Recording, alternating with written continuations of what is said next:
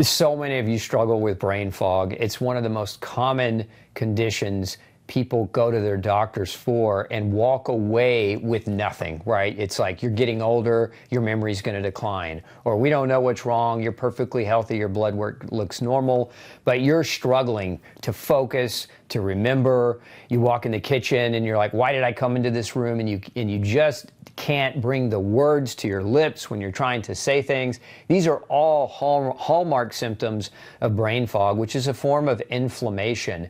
Now, one of the top causes of brain fog, in my experience, is food. Your diet matters so much for several reasons. One, food provides the vitamins and minerals that give your brain what it needs to function properly.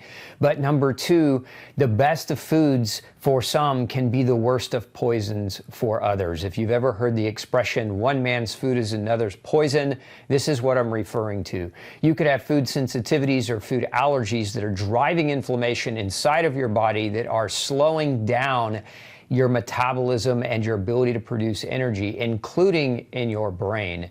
And the top food I see contribute to brain fog, the number one food, is gluten.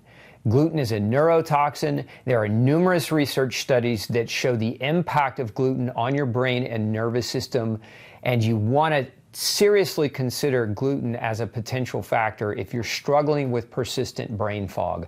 You can also, though, react to other foods. So how would you know? Some doctors have patients do what's called an elimination diet, where you restrict certain aspects of foods in your diet for a period of time and then try to reintroduce them to see how you feel. I don't recommend this method.